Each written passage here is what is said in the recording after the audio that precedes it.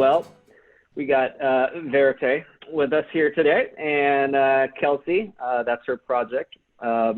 So a lot of exciting stuff. I've been listening to you and checking out your story, but why don't I let you tell the story a little bit? How did you get into music? I've been performing since I was a kid. I started off playing open mics with my father, and then that kind of morphed into me having a bunch of very amateur bands in middle school and high school. And I feel like I started writing in high school. I was hyper ambitious. Like I always took on way more than was possible. When I was 16, 17, I started knocking on doors on Bleecker Street and handing out demo CDs and started playing shows in the city with a full horn section and, this full Wow. rock band. And I think it's always just been this slow, gradual process of building and learning and getting better. And, I've had this project since I was 24 officially, but probably started writing for it when I was 21, 22. Okay.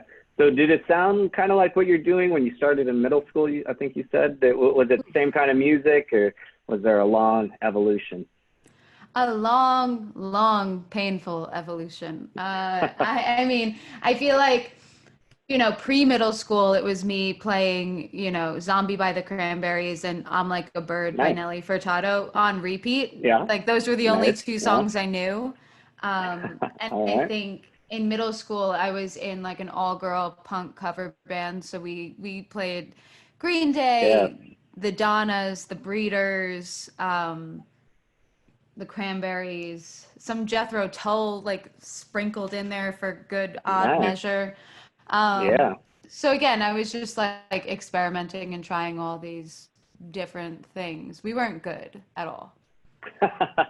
Well, those are pretty nice places to start, I'd say. I mean, especially now, I feel like that '90s sound is really coming back with the Cranberries and Nelly Furtado. I remember that music video. It was a good music video. I Uh, feel like Nelly Furtado is so underrated. she is. Well, I mean, I feel like she had her time, but I'm just wondering where she went. I feel like she's got some more stuff to show us, maybe. I think so. I hope so. Yeah. So full horn section. So you were really pushing the envelope early on. How'd you manage that? Did you get the school band together? So how did you get a horn section? Basically, I mean, I'm really lucky to have grown up in a pretty creative community. And so there were a lot of kids like me who were just like wanted to be in a band, wanted to be I just active. And again, I was hyper ambitious. So I was always booking shows or figuring out the next place to play. And so I didn't really have money and like the shows weren't at these grand venues, but I was doing shit. And I think that people were kind of happy to be along for that ride, at least in the Yeah. very, very early days. Sure. Sure. Okay. So you tooling with your sound a little bit through middle school and high school, and then what happened after that? What were some of the things that you thought were kind of some pivotal points for you that were started taking it a little bit more seriously, or maybe sounds like you were always taking it seriously, but maybe that made other people start taking you more seriously, I guess.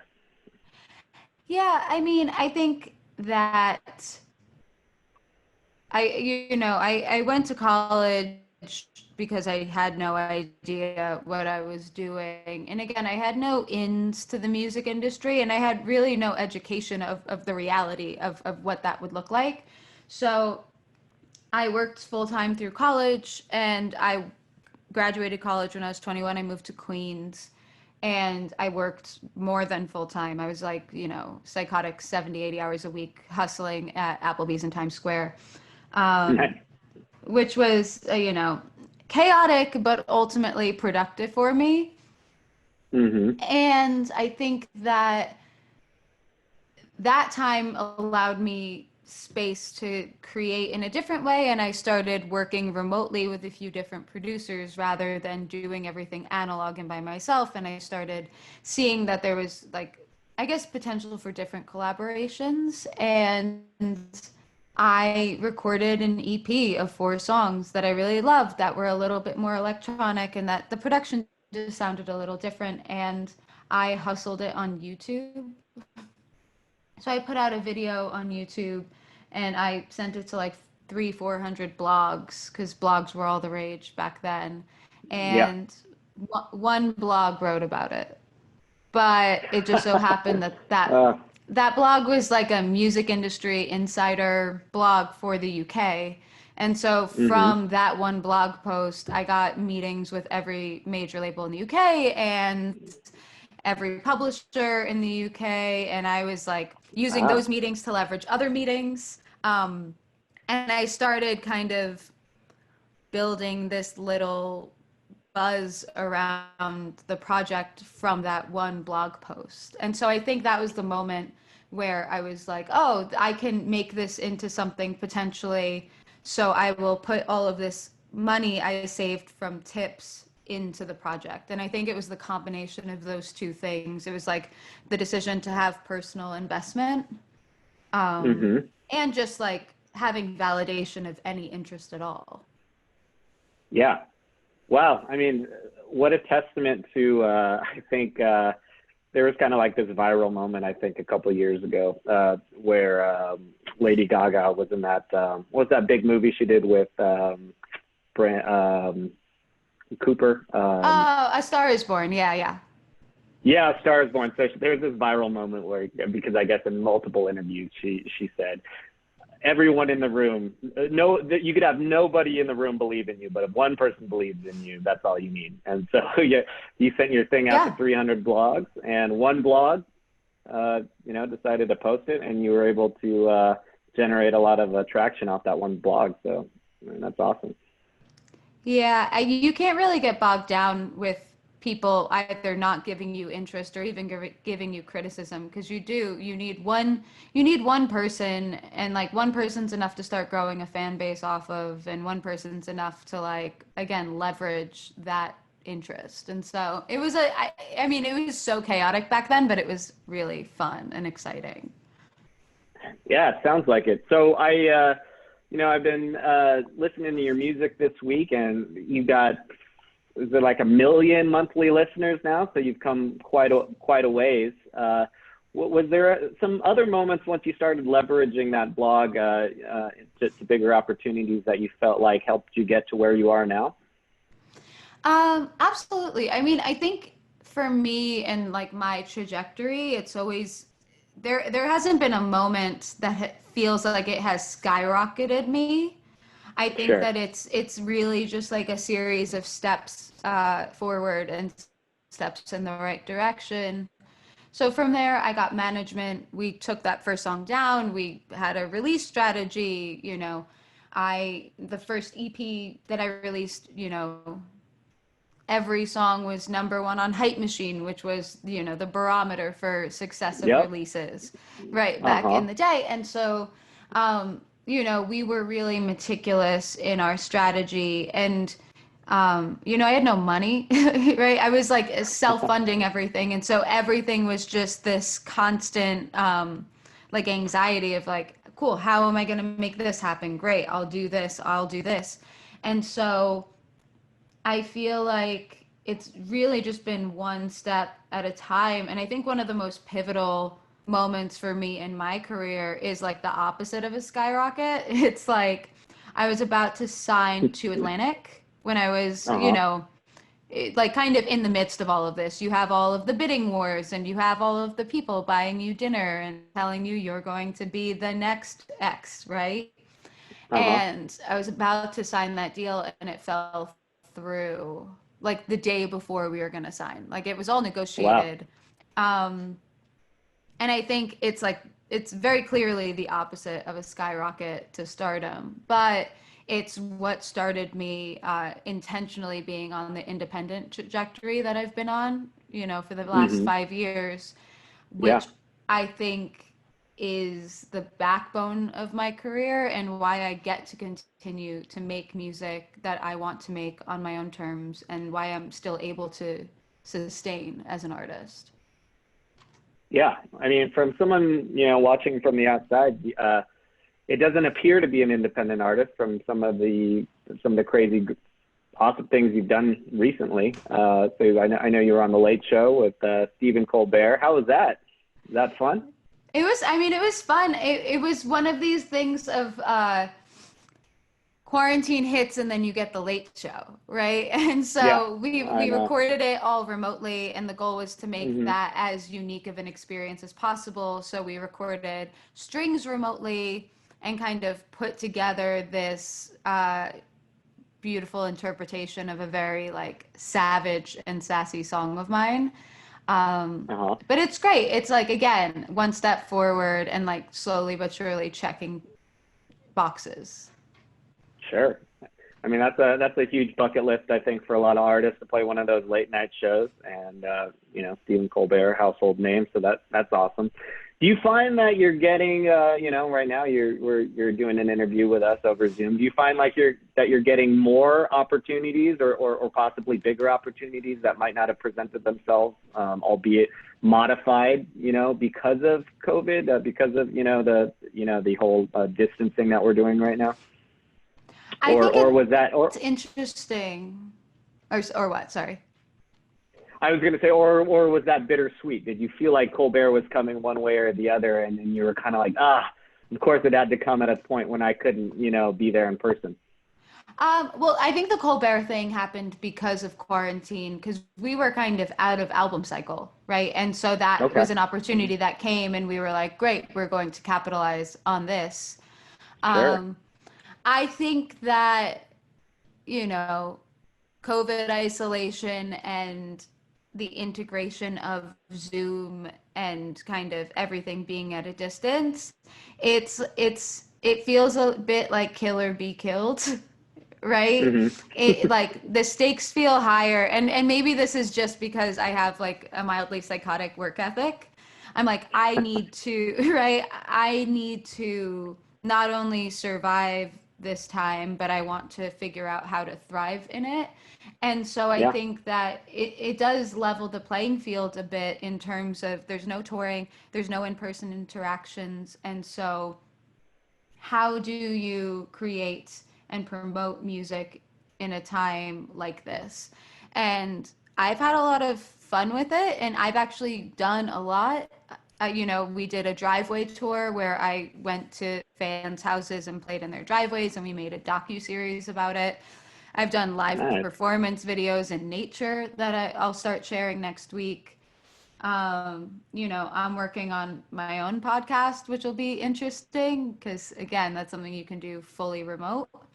And so it's this Yeah. idea of like what's next and not focusing on what we've lost in the music industry, but on building the future. Sure.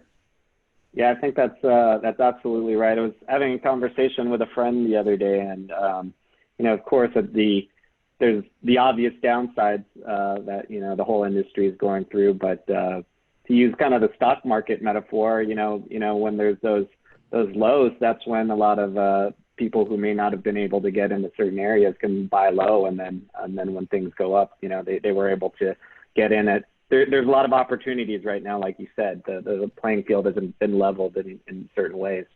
So I'm glad to hear you're taking advantage of that. I was listening among other songs to your song "Younger Women," which I love. Did you want to talk a little bit about how you wrote that song? Because that song I love the slow build of it. I love how personal it feels. I love the storytelling of it. I was wondering if you might share a little bit about how the process of creating that song. Yeah, I mean, Younger Women, I think, is one of my favorite songs that I've written ever. Um, Maybe it's a song that I wrote alone. It's a Hmm. song that I wrote at the beginning of quarantine, immediately after, my life professionally and personally really kind of had a moment of implosion. And I kind of, you know, tour canceled, lost my home, lost a very, a long term relationship, a creative collaborator, right? So it was feeling of everything that had kept me feeling safe and secure was ripped out from under me.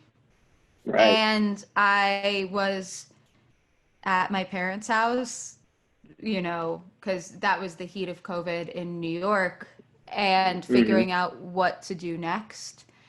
And I had this like very stark thought of I'm either going to come out of whatever the fuck this is a better person, right? Just having, you know, I guess a better person, it's not the right way to say it. I guess like a more Stronger? whole and health, yeah, stronger, more Yeah. whole, more healthy, Right. or I'm going to come Mm-hmm. out of this, in bad shape. And so I kind Sure. of Sure.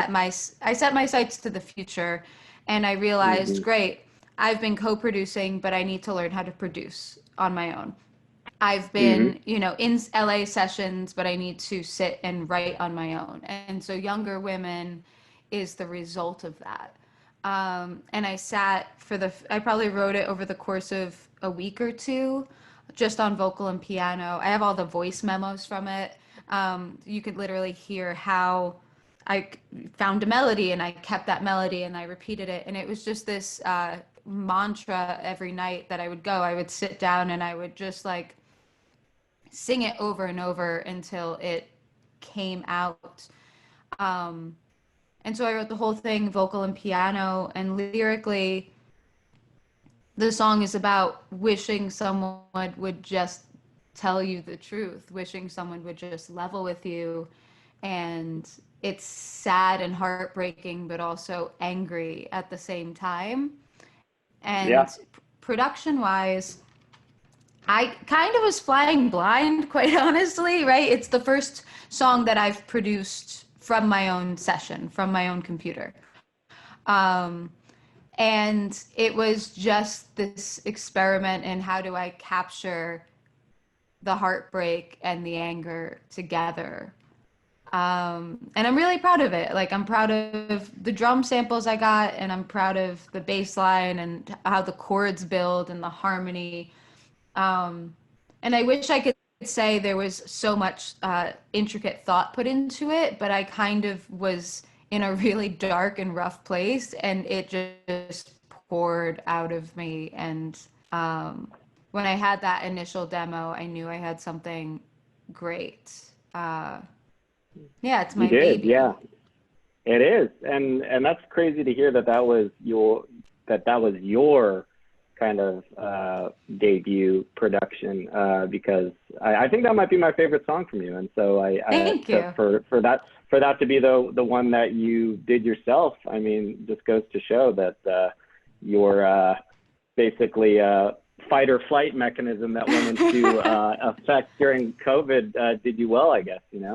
Well, You and had and just to note, I worked with producer Aaron Forbes to like hmm round her out, and hmm he fully elevated every idea that I had. And honestly, I learned so much just hmm from taking something that was a full idea and having him um, change the production in ways where like, oh, it was clear I had hit my ceiling in like the tech of Sure. Ableton, right? And it was Sure. him being like, oh, but if you EQ this way, it's going to do hmm this. And I was like, oh, great. And so that's kind of been my strategy now. It's like I want to take things as far as I can go, and then I want to bring them to somebody who can make them better and teach me how to make them better. Sure. I think that's the perfect strategy because, you can only do so much and then you got some, but yeah, the production on it is beautiful. I love the low end. I love how it goes from, you know, it remains kind of calm. It's interesting that you said, there's these mixture of emotions, but it remains kind of mellow, but there's just kind of these oomph every now and then, like with the low end and the percussion coming in. So very cool. Very cool. Thank you. So tell us, so you wrote that, and then you also have, your new limbs coming out, or has that dropped yet? You want to tell us a little bit about that? Yeah, so that came out on Friday, and Oh, wow. Okay. Yeah, I think so. Newlimbs is a project. Half of it was written and produced like fully in quarantine. The other Hmm. half was just finished in quarantine. Like Save Up was a dance song I had written in Stockholm in like 2018. And I knew the song was catchy and I knew I wanted to do something with it, but it didn't find a home on my record. And I played a demo of it for my friend Pam, like within the first 2 weeks of quarantine. And she was like, Hmm. please send me the stems and please just let me fuck with it, you know? And I Hmm. think that's been a fun part of all of this isolation is people are just down to try, right? Yeah. Whereas Hmm. before we were all too busy to try. We needed concrete. We needed to know what's the feet, right? All this shit. And now it's this Right. idea of, cool, let me just like play around because I have the time and bandwidth to do it. And she sent Sure. me the first draft of that production, and I was like, great, song's yours. Like, you can finish the production. And her and I went back and forth, probably a few days of notes via FaceTime. Hmm. And that's a song that it's just like she got it. She nailed it. She understood what it needed to be. For that, did you have most of the Um, vocals done but already, it or was that, did you have most of the vocals done all for the that already? vocals Was for there not a Save lot of Up work? were Okay. um yeah, all of the vocals were done and I didn't wind up retracking them. Sometimes the demo vocals are magic and Yeah. you try and retrack them and they're just not as good, and it's not a perfect vocal take, but it's the character of it that it's hard Sure. to replicate. And so yeah, a lot of that was done and that was just production, and I'm really lucky that I mean, she was just so stoked on the song, and it's nice to work with people who are just excited to be working on things. Sure. Yeah, I think it's the reason I was asking. I think it's fortunate that you were already done with the vocals because I feel like it can be difficult sometimes to have to revisit whatever mood or moment you were in 2018 when you had written that. So it was nice that you could just kind of pass it on, and then someone could breathe new life into something that you had already completed your part in. Yeah, it's honestly the dream. Having to retrack vocals is actually one of the worst. I hate doing it so much. Sure, sure. I totally get it. So we got a few minutes left now. I do want to congratulate you on your Today Show performance as well. So another huge bonus for 2020. So it's 2020, maybe maybe bittersweet for you with the emphasis on the sweet, because as crappy as it has been, you've had some huge moments that I think any artist would dream of. So congrats to that. How was performing on the Today Show? Thank you. I mean, Today's Show honestly was older. So that was, I think, Mm. 2019, 18. Okay. But I mean, I think things like that are odd because it's like almost anticlimactic, right? You would think Sure. like Right. there's all this build up and then it's like 3 minutes and then you're Hmm. done and then you exhale and Right. then you go take a nap because you're so tired, you know? Sure. And so I think that things like that are, it's just funny how they're just like these quick little moments. And they're kind of isolated too. Whereas if you were playing to a huge stadium, maybe the amount of people who saw the Today Show that day, Yeah. your senses would be able to detect how huge it was. But you're playing in a little studio, and then you go home, and it's quiet in the car or whatever it might be. So you don't really absorb how crazy it was. Yeah, I think that what I am actively working on this year and just in life in general is celebrating wins because I don't do Hmm. that, right? I think it Sure. goes back to this idea of like I'm constantly pushing forward, and so you don't really savor anything. And so it's funny to like talk about the Colbert Show because it's like that just felt like a step and then I moved on. And then you look at it in Yeah. context and you're like, oh no, that's something that I've been trying to get for years. Yeah. And so I'm trying to stop. I'm about to like take 2 weeks off, and so I guess this can be my time to like do a review. Right. Right. Great advice for important to remember where you started rather than where you haven't yet reached. Exactly. Thinking back to that girl in middle school and playing those Cranberries songs and thinking what she might think to know you were on the Colbert Show or the Today Show. That's how you got to think about it. Yeah, no, agreed. It's something I have to remind myself of for sure. So looks like we're out of time, but if you have a couple minutes, we like to end the show just by asking, if you had one piece of advice for aspiring artists, what would it be? You do not have to wait for anyone to start whatever you're building.